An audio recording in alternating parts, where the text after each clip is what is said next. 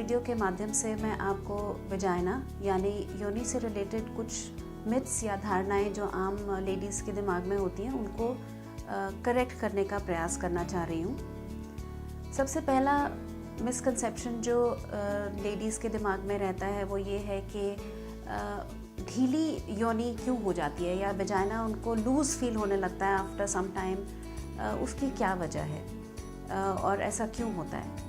क्या multiple sexual partners इसकी एक वजह होती है।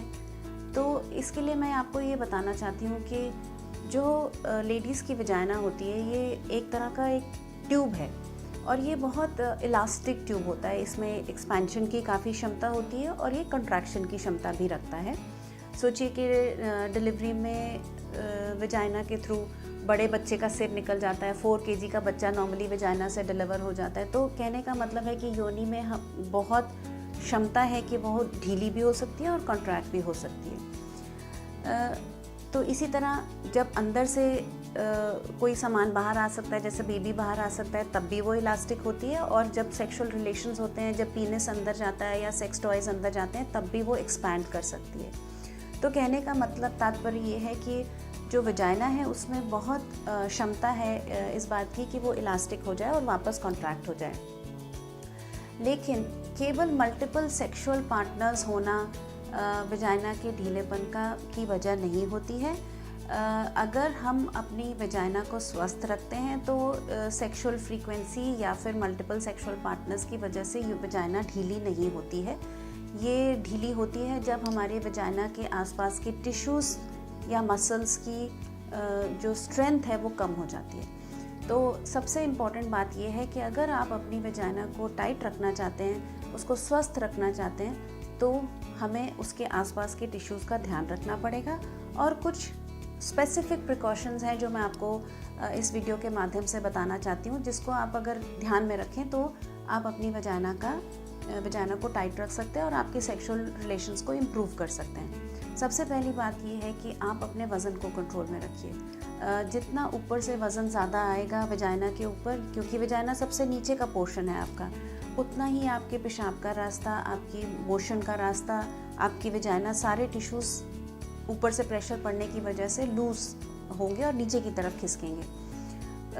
तो जब हम अपना वज़न कंट्रोल में रखते हैं तो वजाइना जो है अपनी शेप में रहती है और पेशाब का रास्ता भी अपनी शेप में रहता है। दूसरा, अगर आपको खांसी रहती है, एस्थमा की प्रॉब्लम है, कोई भी आपको इशू रहता है, जैसे अगर आपको कॉन्स्टिपेशन या स्टूल्स जो हैं बहुत टाइट आते हैं, कब्ज़ी रहती है आपको, तो आप ऊपर से फिर से प्रेशर लगाते हैं या खांसी करते हैं तो भी आपका नीचे को प्रेशर ज़्यादा पड़ता है। ये सब बार बार प्रेशर डालने से नीचे के टिश्यूज़ को वीक करते हैं और हमारी मसल्स लूज़ होने से हमारी वजाइना लूज़ हो जाती है, जिसकी वजह से आपको अपने सेक्सुअल रिलेशंस में प्रॉब्लम्स हो सकती है। आपका प्लेजर कंपोनेंट कम हो सकता है, आपका यूरिन का लीकेज का प्रॉब्लम स्टार्ट हो सकता है। आपको लगेगा आपको जल्दी यूरिन जाना है, आपको होल्डिंग कैपेसिटी कम है और बाथरूम में जाने से पहले आपका थोड़ा सा बूंदे यूरिन का लीक हो जाता है।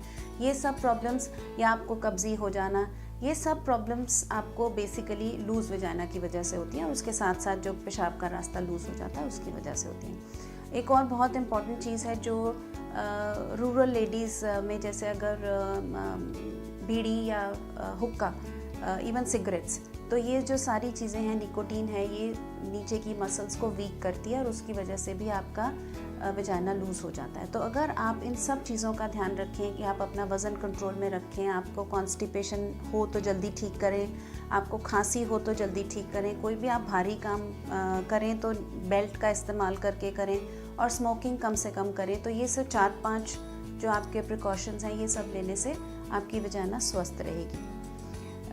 अब दूसरा प्रश्न बहुत सारी लेडीज़ ये पूछती हैं कि अगर हमारा वजाइना ऑलरेडी लूज़ हो गया है तो अब हम इसके लिए क्या कर सकते हैं। तो उसके लिए सबसे पहला जो मैं आपको उपाय बताना चाहती हूँ, जिसको हम बोलते हैं कीगल्स एक्सरसाइजेस। तो बिस्तर पर लेटकर या किसी भी टाइम आप ये एक्सरसाइजेस कर सकते हैं। इसमें आपको अपना जो एनस है उसको स्क्वीज़ करना है और बिस्तर पर लेट के करें तो ज़्यादा फ़ायदेमंद रहेगा। इसको 10-10 मिनट के इंटरवल पर दिन में कम से कम 3 बार आपको करना है और नीचे की मसल्स को, आपको वजाइना की मसल्स को स्क्वीज़ करके रखना है टू द काउंट ऑफ 10। तो आप अपना मसल स्क्वीज़ करें, 10 तक गिनती करें और ढीला छोड़ें और फिर से स्क्वीज़ करें वजाइना की muscles, squeeze and let go. घड़ी देख के कम से कम 5 से 10 मिनट दिन में 3 दफ़ा करने से उसका सबसे ज़्यादा फ़ायदा होता है और आपको विदिन 2 to 3 मंथ्स आपको खुद में लगेगा कि आपके रिलेशंस में और आपके यूरिन होल्डिंग कैपेसिटी में इम्प्रूवमेंट मिलेगी। दूसरा तरीका जो होता है जिसको हम आजकल फिजियोथेरेपी कहते हैं, उसमें आपके पास डायलेटर्स होता है, वेजाइनल डायलेटर्स, उसका इस्तेमाल करने से और होल्ड करने से भी हमारे वेजाइना में टाइटनेस की गुंजाइश बढ़ जाती है। और सबसे जो आजकल आधुनिक तरीका माना जा रहा है जो कि नॉन सर्जिकल ट्रीटमेंट है वो ये है कि एक लेज़र की मशीन है जिसमें बिना सर्जरी के, बिना किसी कटिंग के लेज़र जो लाइट की एप्लीकेशन होती है, जैसे आपने लाइट फोटो फेशियल सुना होगा अपने फेशियल स्किन के लिए, उस तरह से लेज़र की मशीन जो है वजाइना में डालने से उसकी वजाइना की जो डायमीटर है वो नैरो हो जाती है और आपके टिश्यूज़ में जनरली इम्प्रूवमेंट होती है। तो अगर आपको कुछ भी वजाइना से रिलेटेड प्रॉब्लम्स हैं या आपको लगता है कि नहीं मुझे डॉक्टरी हेल्प की ज़रूरत है, मैं अपने सेक्सुअल रिलेशंस इंप्रूव करना चाहती हूँ और एक्सरसाइज से ये पॉसिबल नहीं हो पा रहा है, तो आप अपने गायनोकोलॉजिस्ट से ये सारी चीज़ों के बारे में पता लगा सकते हैं और ये कर सकते हैं। तो इसके लिए आपको कोई अब शर्म फेस करने की ज़रूरत नहीं होनी चाहिए क्योंकि it's a common thing and it is part of your body, so you should be aware of your body and you should know how to improve any part of your body.